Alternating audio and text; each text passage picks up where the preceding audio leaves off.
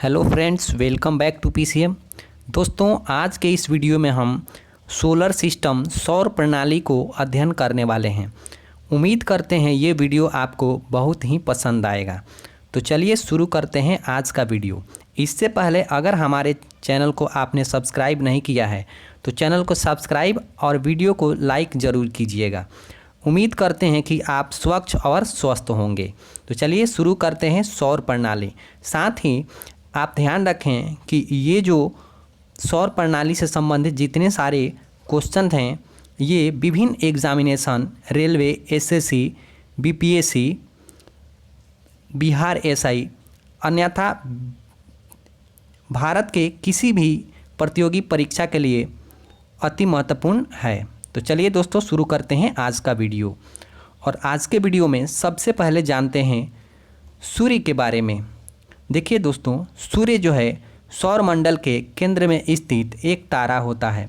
ये बात ही आपको ध्यान रखनी है। ये बहुत बार पूछा गया है कि सूर्य क्या है। तो सूर्य एक तारा है जिसके चारों तरफ पृथ्वी और सौर मंडल के अन्य अवयव जैसे धूमकेतु। सूर्य हमारे सौर मंडल का सबसे बड़ा पिंड है। ये भी ध्यान रखना है कि सूर्य हमारे सौर मंडल का सबसे बड़ा पिंड है और इसका व्यास लगभग 13,40,000 अर्थात 1.34 मिलियन किलोमीटर है, जो पृथ्वी से लगभग 109 गुना है। ये जहाँ जहाँ हमने अंडरलाइन किया है इस फैक्ट को आपको ध्यान रखना है। कई बार प्रश्न ये बना है कि जो है पृथ्वी जो है सूर्य के कितने गुना है, तो 109 गुना अधिक है जो है सूर्य पृथ्वी से। तो चलिए और आगे बढ़ते हैं। और सबसे जो इसमें महत्वपूर्ण बात होती है कि जो है सूर्य से दूरी के क्रम में सूर्य के ग्रहों को याद करना। तो सबसे पहले जानते हैं कि ग्रह किसे कहते हैं। देखिए, सूर्य के चारों तरफ जो पिंड चक्कर लगाते हैं उन्हें ग्रह कहते हैं। ऐसे पिंडों की संख्या 8 है, अर्थात हमारे ब्रह्मांड में कुल कितने ग्रह हैं, तो कुल 8 ग्रह हैं। पहले 9 थे जिसमें से प्लूटो को हटा दिया गया है, उसे 52वां ग्रह साबित कर दिया गया है। अर्थात अब है 7 ग्रह अब 8 ग्रह बच गए हैं। तो इनको जो है सूर्य से बढ़ते हुए दूरी के क्रम में इनको याद करने के हम एक ट्रिक लेके आए हैं। उम्मीद करते हैं इसके माध्यम से आपको जो है आसानी से याद हो जाएगा। तो देखिए, अपना ट्रिक है बसपा की मायावती सेब खाती है। बसपा की मायावती जो है सेब खाती है, यह अपना ट्रिक है। देखिए, ब से जो है बुध, यानी कि सूर्य का सबसे नज़दीकी का ग्रह बुध होता है, मरकरी जिसको, ये देखिए ये बुध है। स से जो है शुक्र, बुध के बाद शुक्र होता है। प से है पृथ्वी, शुक्र के बाद पृथ्वी होता है। म से है मंगल, पृथ्वी के बाद मंगल होता है नंबर 4 पे। उसके बाद बत्ती से है गुरु, जिसको जुपिटर कहा जाता है, बृहस्पति भी इसको बोला जाता है, जो कि 6ठे नंबर पे 5वें नंबर पे आता है। एस से है सटर्न, शनि। आप देखें save, SAV, S for Shani. उसके बाद है A for Arun, Uranus, A for Arun Uranus. उसके बाद है V फॉर वरुण, जिसको नेपच्यून कहा जाता है। तो ये 8 ग्रह हैं और इसको याद करने के ट्रिक है। साथ ही आपको ये भी ध्यान रखना होगा, ये जो ऊपर के जो 4 ग्रह हैं ये जो है सूर्य के आंतरिक भाग में स्थित होते हैं, जबकि ये बाहर वाले जो 4 ग्रह हैं ये सूर्य के बाह्य भाग में स्थित होते हैं। तो ये भी आपको साथ में ध्यान रखना है। तो आपको एक ही ट्रिक ध्यान रखना है, बसपा की मायावती सेब खाती। पहले आएगा बुध, शुक्र, पृथ्वी, मंगल, बृहस्पति, शनि, अरुण, वरुण। ओके, तो उम्मीद करते हैं ये क्रम आपको याद हो गया होगा, क्योंकि क्रम से ही प्रश्न पूछे जाते हैं। तो चलिए स्टार्ट करते हैं आज का वीडियो और इसमें क्वेश्चन को डिस्कस करते हैं। सबसे पहला हमारा प्रश्न है, सौर प्रणाली की खोज किसने की थी। आपके सामने ऑप्शन है Galileo, JL Baird, Copernicus, Kepler. तो इस प्रश्न का सही उत्तर हो जाएगा कोपरनिकस। कोपरनिकस ने सौर प्रणाली की खोज की थी। साथ ही इन्होंने बताया था कि जो है पृथ्वी सूर्य के चारों तरफ मूव करती है, अर्थात चक्कर लगाती है। इससे पहले जो है पहले के वैज्ञानिकों ने ये बताया था कि जो है पृथ्वी के चक्कर सूर्य लगाता है, जो कि ठीक इसके विपरीत था। तो इस प्रश्न का सही उत्तर हो जाएगा कोपरनिकस। चलिए देखते हैं अगला प्रश्न है। क्वेश्चन नंबर 2 है, सूर्य के चारों ओर घूमने वाले खगोलीय पिंड क्या कहलाते हैं? देखिए, वे पिंड जो सूर्य के चारों तरफ चक्कर लगाते हैं उन्हें क्या कहते हैं? तो उन्हें हम ग्रह कहते हैं। उन्हें हम क्या बोलते हैं? ग्रह।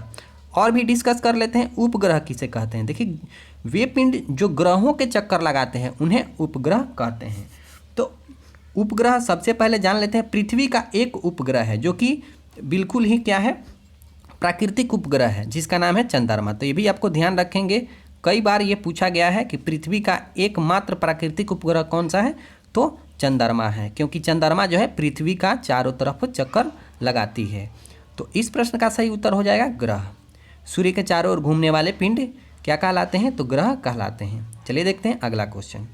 क्वेश्चन नंबर 3 है, किसी ग्रह के चारों ओर परिक्रमा करने वाले छोटे आकाशीय पिंड को क्या कहते हैं? अभी देखिए, इस प्रश्न में पूछा गया ग्रह के चारों ओर। देखिए, जो सूर्य के चारों ओर चक्कर लगाते हैं उन्हें ग्रह कहते हैं, लेकिन जो ग्रह के चारों ओर चक्कर लगाते हैं उन्हें हम उपग्रह कहते हैं। तो इस प्रश्न का सही उत्तर हो जाएगा ऑप्शन नंबर बी। उपग्रह जो है ग्रह के चारों ओर चक्कर लगाते हैं। ये छोटे आकाशीय पिंड होते हैं। उम्मीद करते हैं आपको प्रश्न समझ में आ रहे होंगे। अगर समझ में आ रहे हैं तो वीडियो को लाइक ज़रूर कीजिएगा। चलिए देखते हैं नेक्स्ट क्वेश्चन। क्वेश्चन नंबर 4 है, ग्रहों की गति का नियम किसने प्रतिपादित किया था? आपके सामने ऑप्शन है न्यूटन, केपलर, कोपरनिकस और गैलीलियो। तो इस प्रश्न का सही उत्तर हो जाएगा केपलर।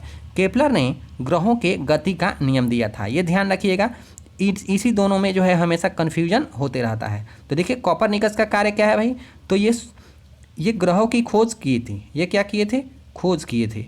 और साथ ही जो है ये बताया था कि जो है ग्रह सूर्य के चारों तरफ चक्कर लगाते हैं। तो ये दोनों काम कोपरनिकस ने किया, जबकि गति का नियम जो है केपलर ने दिया है। तो यहाँ ध्यान रखना है, क्योंकि एग्जाम में काफ़ी कन्फ्यूजन हो जाता है कि आंसर कोपरनिकस होगा या केपलर होगा। तो चलिए देखते हैं अगला प्रश्न। Question number 5। क्वेश्चन नंबर 5 है, सौरमंडल में कुल कितने ग्रह हैं? तो सौरमंडल में कुल कितने ग्रह हैं? तो अभी हम लोगों ने पढ़ा था कि सौरमंडल में कुल 8 ग्रह हैं। तो इसको याद करने का भी ट्रिक बताए थे, ठीक है। बसपा की मायावती सेव खाती, जिसमें 8 ग्रह हमारे आ गए थे। चलिए देखते हैं क्वेश्चन नंबर 6। क्वेश्चन नंबर 6 है, सूर्य से बढ़ती दूरी के अनुसार ग्रहों का निम्न में से कौन सा क्रम सही है? तो उम्मीद करते हैं आपको ट्रिक याद होगा। लिखेंगे बसपा की मायावती सेव खाती। तो यहाँ देखिए, ब से बुध, पहले क्या आएगा? बुध, उसके बाद स से शुक्र, उसके बाद क्या आएगा? प से पृथ्वी, उसके बाद म से क्या आएगा? मंगल। तो option number A is right answer हो जाएगा। बिल्कुल सही है ऑप्शन नंबर ए। सूर्य से बढ़ती दूरी के अनुसार ग्रहों का क्रम जो है बुध, शुक्र, पृथ्वी, मंगल, ये बिल्कुल ही सही क्रम है। चलिए देखते हैं क्वेश्चन नंबर 7। क्वेश्चन नंबर 7 है, पृथ्वी से बढ़ती दूरी के अनुसार ग्रहों का क्रम निम्न में से कौन सा है? तो देखते हैं पृथ्वी से दूरी बढ़ती हुई। तो देखिए, बसपा क्या था? बसपा की मायावती,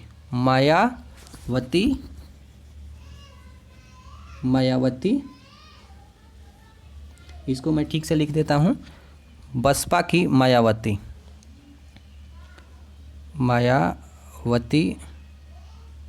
सेव खाती। देखिए, सेव खाती। तो यहाँ पर देख लीजिए, मायावती मंगल ग्रह से स्टार्ट है। मंगल के बाद क्या हो जाएगा? इसके पहले तो बसपा यानी पृथ्वी आता है, पृथ्वी के बाद मंगल, बत्ती से क्या आ जाएगा? यहाँ पर बृहस्पति आ जाएगा, और सेव शनि, उसके बाद से क्या आ जाएगा? अरुण, वरुण। तो यहाँ पर अगर देख लें तो कौन सा सही हो जाएगा? बी नंबर बिल्कुल ही सही हो जाएगा। बसपा की मायावती सेव खाती। तो शुक्र, मंगल, बुध और बृहस्पति, यह है पृथ्वी से बढ़ती दूरी के क्रम के अनुसार। तो इस प्रश्न का सही उत्तर बी हो जाएगा। चलिए देखते हैं अगला प्रश्न। अगला प्रश्न है क्वेश्चन नंबर 8। क्वेश्चन नंबर 8 है, आकार के अनुसार सौरमंडल के ग्रहों का अवरोही क्रम है। अवरोही क्रम का मतलब होता है घटते क्रम में, यानी कि सबसे पहले जो सबसे बड़ा ग्रह होगा वो आएगा, उसके बाद उससे छोटा, उसके बाद उससे छोटा, उसके बाद उससे छोटा। तो देखिए सौरमंडल में सबसे बड़ा ग्रह जो है बृहस्पति होता है, और बृहस्पति के बाद शनि होता है, शनि के बाद अरुण वरुण होता है, और 5वें नंबर पे जो है ये पृथ्वी आता है। ये मोस्ट इंपॉर्टेंट है, कई बार पूछा गया है कि आकार के अनुसार जो है सौरमंडल में ग्रहों के कितने नंबर के क्रम पर जो है पृथ्वी आता है, और उसके बाद शुक्र होता है, मंगल और बुध।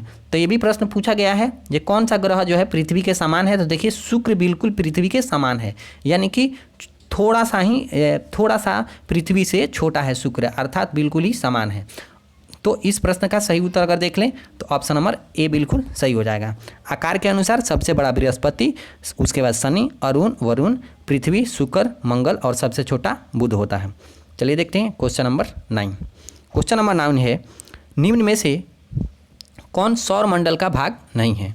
देखिए सौरमंडल में क्षुद्र ग्रह होते ही हैं, धूमकेतु भी होते हैं, ग्रह भी होते हैं, निहारिका नहीं होती है। तो इस प्रश्न का सही उत्तर अगर देख लें तो बिल्कुल हो जाएगा डी। यह देखिए बीपीएससी 2011 में पूछा भी गया है। तो इस प्रश्न का राइट आंसर निहारिका। देखते हैं क्वेश्चन नंबर 10। क्वेश्चन नंबर 10 है, सूर्य के चारों ओर चक्कर लगाते ग्रह का वेग नियत रहता है। अधिकतम होता है जब सूर्य के समीप होता है, अधिकतम होता है जब सूर्य से दूर होता है, और कुछ नहीं कहा जा सकता। तो देखिए इस प्रश्न का सही उत्तर ऑप्शन नंबर बी हो जाएगा। देखिए कोई भी पिंड अगर चक्कर लगा रही है तो चूँकि सूर्य जो है इस प्रकार का गोल है और थोड़ा सा, तो यहाँ पर देखिए जो भी ग्रह हैं, अब अपना पृथ्वी देख लीजिए, पृथ्वी थोड़ा सा जो है चपटा गोल है। अब देखिए जब ये चपटा गोल है तो जब ये चक्कर लगाएगी तो चूंकि चपटा गोल है तो इसकी रेडियस हर जगह समान नहीं है, कहीं पर ज़्यादा है और कहीं पर क्या है ध्रुवों पर ज़्यादा है, और बाकी पर इसका त्रिज्या क्या है कम है। तो इसलिए पहले कहाँ होगा अधिकतम, और जब सूर्य के समीप जाएगी तो तेज़ी से मूव करेगी, तो इसका वेग जो है बदलता रहता है। ये भी ध्यान रखना है, नियत नहीं रहता है, ठीक है। अधिकतम होता है जब सूर्य से, देखिए जब सूर्य से दूर होता है तो क्या होता है कम होता है। अधिकतम कब होता है जब सूर्य के बिल्कुल नज़दीक होता है, तो ये तेज़ी से मूव करता है और कुछ नहीं कहा जा सकता। ये भी ऑप्शन गलत है, तो बी इज़ राइट। चलिए देखते हैं क्वेश्चन नंबर 11। क्वेश्चन नंबर 11 है, अंतरिक्ष में कुल कितने तारामंडल हैं। 87, 88, 89 और 90। तो इस प्रश्न का सही उत्तर हो जाएगा 89। अंतरिक्ष में कुल 89 तारामंडल हैं। तो ये डाटा ध्यान रखेंगे, ये बहुत बार पूछा जा चुका है एग्जाम में। चलिए देखते हैं अगला प्रश्न। क्वेश्चन नंबर 12, निक्स ओलंपिया कोलंबस पर्वत किस ग्रह पर स्थित है। बुध, शुक्र, पृथ्वी, मंगल। तो इस प्रश्न का सही उत्तर हो जाएगा मंगल। देखिए मंगल ग्रह पर जो है यह एक पर्वत है जो कि जो है अपने माउंट एवरेस्ट से भी कई गुना ज़्यादा ऊंचा है। तो निक्स ओलंपिया कोलंबस पर्वत किस ग्रह पर होगा, तो मंगल ग्रह पर होगा। देखिए मंगल ग्रह को लाल ग्रह भी कहा जाता है क्योंकि यहाँ पर जो है आयरन की अधिकता है, जिसके कारण यह ग्रह लाल दिखाई देता है। तो चलिए शुरू करते हैं आगे अगला प्रश्न। अगला प्रश्न है, पार्थिव ग्रहों की संख्या कितनी है। देखिए पार्थिव ग्रह उनको कहते हैं जो आंतरिक, जो सूर्य के आंतरिक, तो सूर्य के आंतरिक 4 ग्रह, अंदर के 4 ग्रह होते हैं और बाहर के 4 ग्रह होते हैं। तो अंदर के 4 ग्रह कौन सा होते हैं, तो बसपा, याद रखिए बसपा, ये 3 हो गया। बसपा की मायावती। तो देखिए कौन कौन होंगे, बुध, शुक्र, पृथ्वी और मंगल। ये 4 ग्रह जो है आंतरिक ग्रह होते हैं। इन्हीं को पार्थिव ग्रहों की संख्या, इन्हीं को पार्थिव ग्रह कहा जाता है। तो कितने हो गए, 1, 2, 3 और 4। 4 ग्रह जो है आंतरिक ग्रह होते हैं जिसे पार्थिव ग्रह भी कहते हैं। तो इसका सही उत्तर ऑप्शन नंबर बी। अगला क्वेश्चन देखते हैं, क्वेश्चन नंबर 14।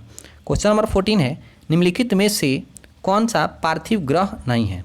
अभी देखिए पार्थिव ग्रह हम लोगों ने देखा था कि कौन कौन हो जाएगा, बुध, शुक्र, पृथ्वी और मंगल पार्थिव ग्रह होता है, जबकि बाकी जो है बाह्य ग्रह में आता है। तो देख लीजिए यहाँ पर कौन सा पूछा है, नहीं है। कौन सा पूछा है, नहीं है। तो आप यहाँ देख लें तो इस प्रश्न का सही उत्तर क्या हो जाना चाहिए, शनि। शनि बिल्कुल पार्थिव ग्रह नहीं है, जबकि हम लोगों ने देखा था बुध, शुक्र, पृथ्वी और मंगल पार्थिव ग्रह की श्रेणी में आते हैं। तो देखिए ये पार्थिव ग्रह की श्रेणी में है और पृथ्वी 1 है, तो 4 हो गए, और ये 1 जो है ये शनि जो है पार्थिव ग्रह की श्रेणी में नहीं है। चलिए देखते हैं क्वेश्चन नंबर 15। बाह्य ग्रह या बृहस्पति सदृश ग्रहों की संख्या कितनी है। देखिए बाह्य ग्रह पूछे चाहे आंतरिक ग्रह पूछे, उनकी संख्या 4 है। देखिए हाफ हाफ है, जैसे टोटल 8 है तो इसके आधा कर दीजिए तो 4 आंतरिक और 4 बाह्य। तो अभी क्या पूछा है, बाह्य ग्रह पूछा है, तो ये क्या हो जाएगा आपका क्वेश्चन नंबर 15 का आंसर 4 हो जाएगा। चलिए देखते हैं अगला प्रश्न, क्वेश्चन नंबर 16। बृहस्पति सदृश ग्रहों में सम्मिलित नहीं है। देखिए बृहस्पति किस में शामिल होता है, तो बाह्य ग्रहों में शामिल होता है। तो बाह्य ग्रहों में शामिल कौन कौन है, तो शनि है, अरुण है, वरुण है और बृहस्पति है। तो कौन नहीं है भाई, तो मंगल नहीं है। मंगल जो है आंतरिक ग्रहों में शामिल है।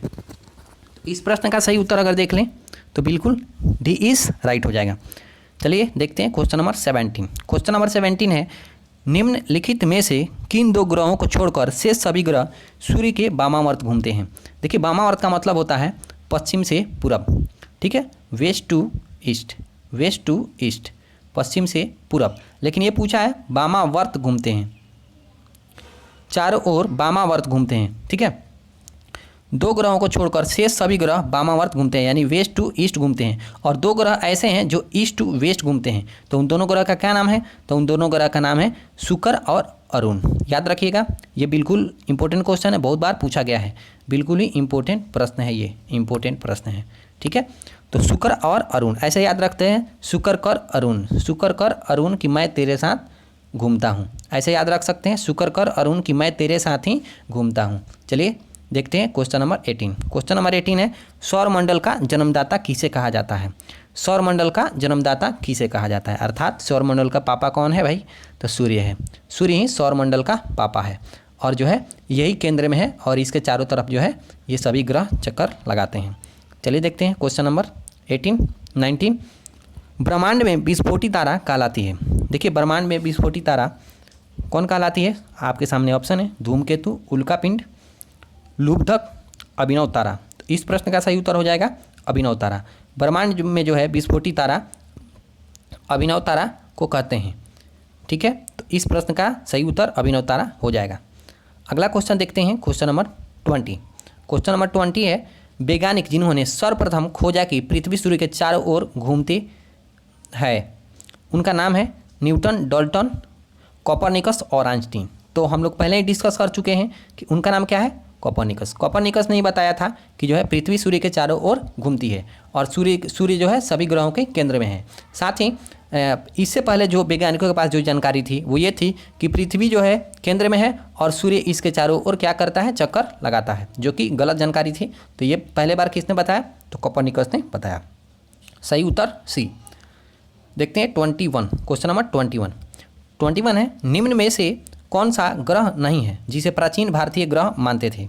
तो देखिए ग्रह यहाँ पर देखें तो क्या क्या है, सूर्य है, मंगल है, शुक्र है और शनि है। देखिए पहले के जो भारतीय थे, प्राचीन भारतीय थे, वह सूर्य को ग्रह मानते थे। देखिए जबकि सूर्य क्या है, अभी अभी आपने पढ़ा है, सूर्य एक तारा है, सूर्य एक तारा है, स्टार है।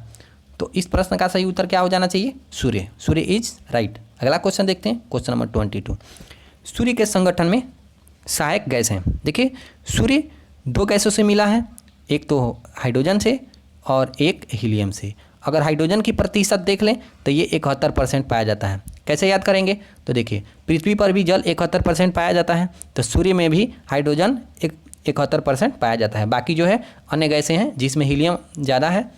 तो सर्वाधिक मात्रा की बात की है, तो इस प्रश्न का सही उत्तर डी हो जाएगा, हाइड्रोजन और हीलियम इज राइट। सूर्य के संगठन में, सूर्य के बनावट में हाइड्रोजन और हीलियम का जो है महत्वपूर्ण भूमिका है, जो कि बहुत बार एग्जाम में पूछा जा चुका है, तो ध्यान रखेंगे। चलिए देखते हैं अगला क्वेश्चन, क्वेश्चन नंबर 23। सूर्य के मध्य भाग को क्या कहा जाता है। देखिए सूर्य को 3 भागों में हम लोग बांटते हैं।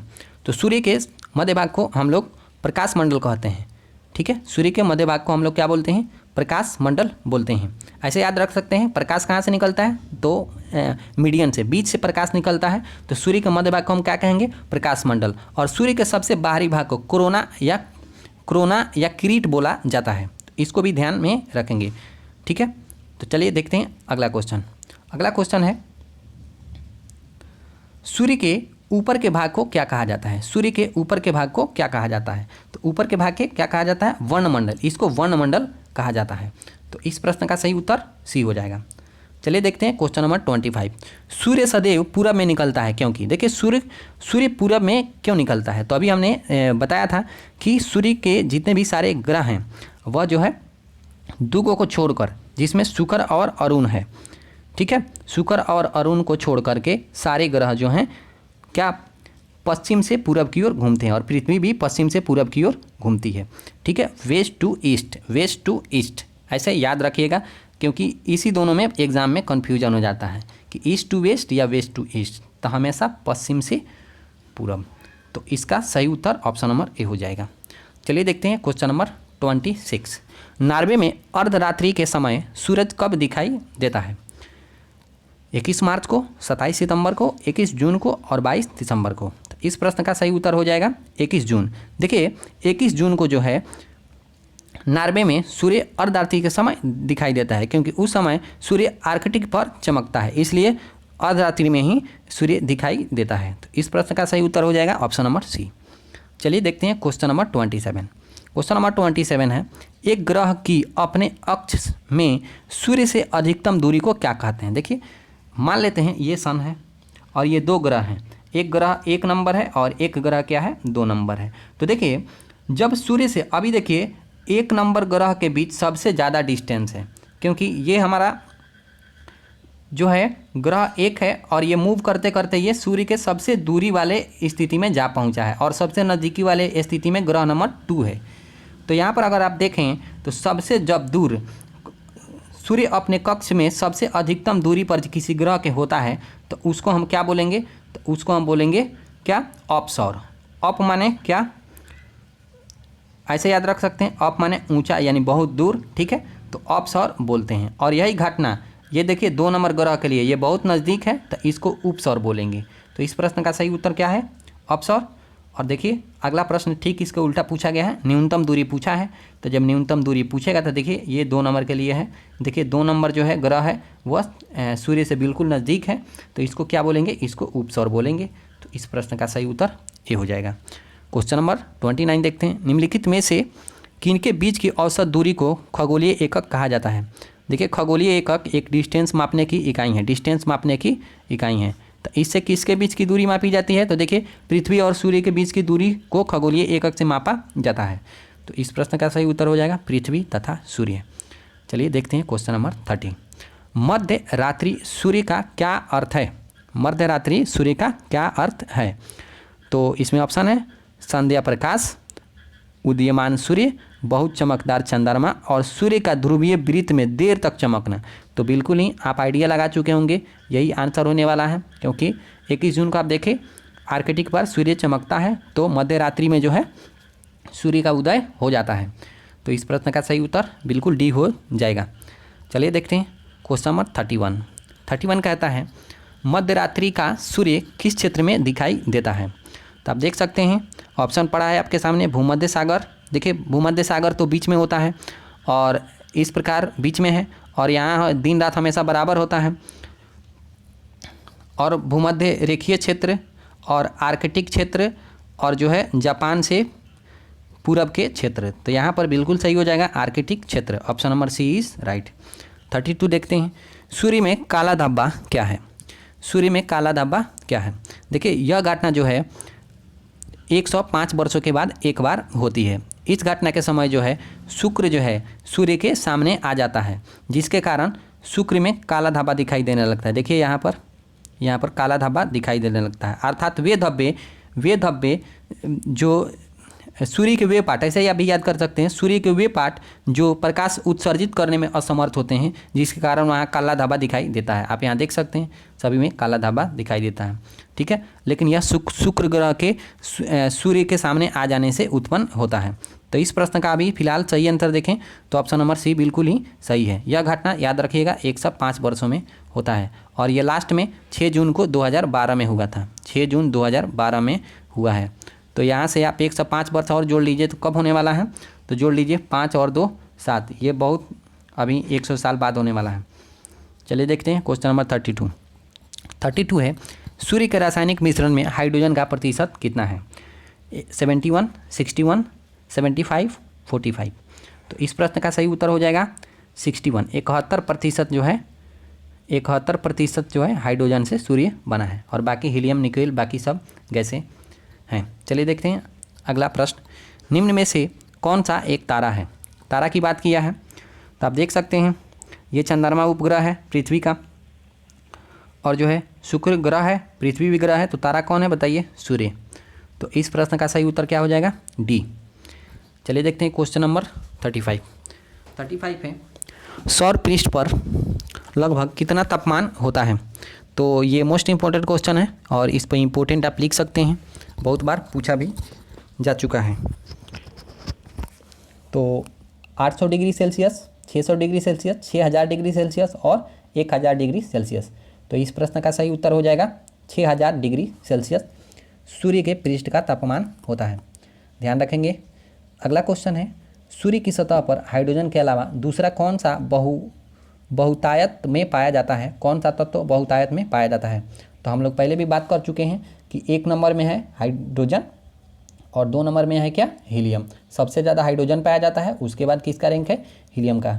तो इस प्रश्न का सही उत्तर हो जाएगा option number A is right. चलिए 37 देखते हैं। 37 है, सूर्य प्रकाश धरती तक पहुंचने में कितने मिनट लेता है? तो 8 minute 30 second, 7 minute 30 second, 9 minute 40 second और 10 मिनट।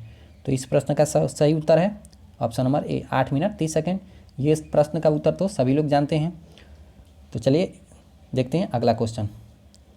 38 है, सूर्य के सबसे पास कौन सा ग्रह है?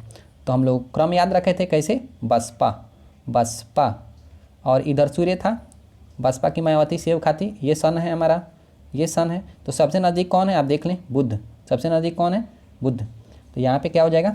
बुध बिल्कुल सही उत्तर है। और देखिए बुध चूँकि सूर्य के सबसे नज़दीक है, इसीलिए देखिए अगर आप किसी गोले का चक्कर लगा रहे हैं तो अगर आप डिस्टेंस से इसका चक्कर लगाएंगे तो आपको ज़्यादा दूरी तय करना पड़ेगा, लेकिन नज़दीक से लगाएंगे तो कम दूरी तय करना पड़ेगा और आप यहाँ तेज़ी से चक्कर लगा पाएंगे। क्यों? क्योंकि आप नज़दीक हैं।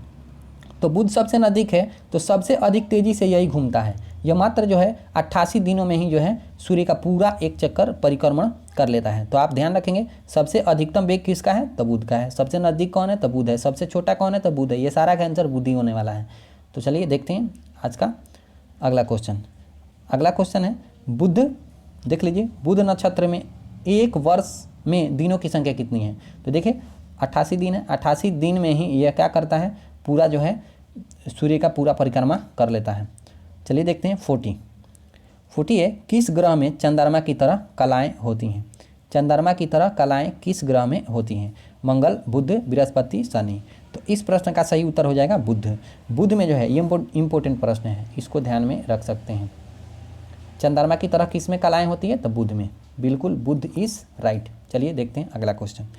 41 है, निम्न में से कौन से ग्रहों के चारों ओर घूमने वाले उपग्रह नहीं है? देखिए उपग्रह नहीं है, ग्रहों के चारों ओर घूमने वाले उपग्रह नहीं है। यानी ये प्रश्न ये पूछ रहा है कि किस ग्रह के उपग्रह नहीं है? तो देखिए मंगल के भी 2 उपग्रह हैं भाई। तो मंगल जिसमें ऑप्शन कट गया, मंगल इसमें भी है अब मंगल इसमें भी ऑप्शन कट गया। मंगल का तो ग्रह जो है उपग्रह है। अब यहाँ पर बुध, शुक्र बच गया, वरुण तथा प्लूटो बच गया। तो देख लेते हैं, अभी देख लीजिए एक और इसमें काट सकते हैं। देखिए ग्रहों की बात किया है तो प्लूटो ग्रह है क्या? तो नहीं है।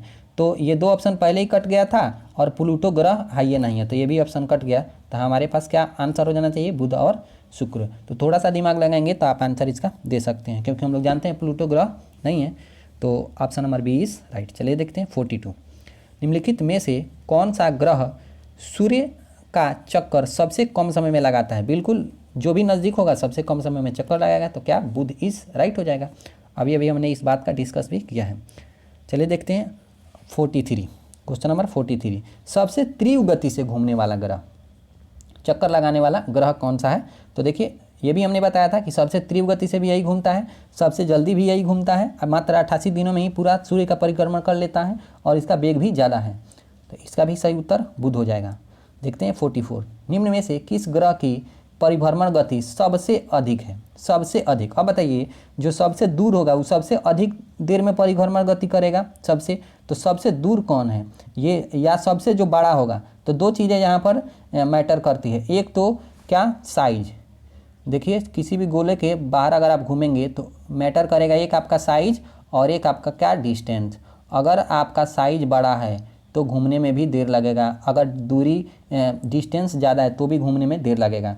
तो यहाँ आप देख सकते हैं बृहस्पति का जो है सबसे अधिक है, तो यहाँ पूछा है परिभ्रमण गति सबसे अधिक है, यानी कि वेग सबसे अधिक किसका है, तो यहाँ पर भी बुध का हो जाएगा। ठीक है, लेकिन सबसे अधिक दिनों में कौन घूमता है, तो इसका आंसर अगर आप देखना चाहें तो इसका आंसर क्या हो जाएगा, इस ऑप्शन के अनुसार बृहस्पति हो जाएगा। चलिए देखते हैं अगला क्वेश्चन। अगला क्वेश्चन है निम्नलिखित में से किस ग्रह का अक्षीय झुकाव सबसे अधिक है, तो यहाँ आंसर भी पहले से ही लग चुका है, बुध। बुध का अक्षीय झुकाव सबसे अधिक है। चलिए देखते हैं अगला क्वेश्चन।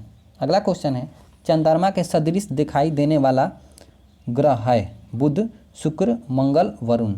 तो इस प्रश्न का सही उत्तर हो जाएगा बुध। चंद्रमा के सदृश जो है बुध दिखाई देता है और चंद्रमा के सदृश जो है बुध में भी कलाएं पाई जाती है। अभी हम लोगों ने पिछला प्रश्न देखा था। और आज का क्वेश्चन नंबर 47 है सौरमंडल का कौन सा ग्रह लगभग पृथ्वी जितना बड़ा है, तो आपको याद होगा ट्रिक कौन, बसपा की मायावती, बसपा की मायावती। तो आप देख सकते हैं कौन हो जाएगा, देखिए बिल्कुल पृथ्वी और शुक्र, बिल्कुल पृथ्वी और शुक्र आकार के माध्यम से बिल्कुल नज़दीक थे, तो यहाँ पर शुक्र बिल्कुल ही सही हो जाएगा। शुक्र के बाद जो है पृथ्वी से थोड़ा सा छोटा शुक्र का आकार होता है, जो कि बिल्कुल ही पृथ्वी के सदृश है, समान है। तो ऑप्शन सी राइट। 48 है निम्न में से किस ग्रह को पृथ्वी की बहन कहा जाता है। देखिए पृथ्वी की बहन पूछा जाए, सांझ का तारा, भोर का तारा, सबसे गर्म ग्रह, इस सब का आंसर शुक्र होता है। सबसे गर्म ग्रह भी शुक्र, सबसे चमकीला ग्रह भी शुक्र। तो इस प्रश्न का सही उत्तर शुक्र हो जाएगा। और आज का अभी देखिए फिर पूछा गया शाम का तारा, भोर का तारा, जो भी पूछेगा इवनिंग स्टार, मॉर्निंग स्टार, तो भी इसका आंसर शुक्र ही होने वाला है।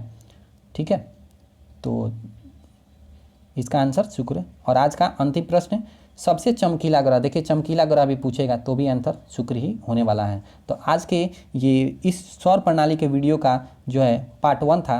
आपको ये 50 प्रश्न कैसे लगे, अगर अच्छे लगे हों तो कमेंट बॉक्स में कमेंट जरूर कीजिएगा, जिससे मोटिवेशन मिलता है। और दोस्तों के साथ शेयर भी जरूर कीजिएगा। अगर चैनल पर नए होंगे तो चैनल को सब्सक्राइब भी जरूर कीजिएगा।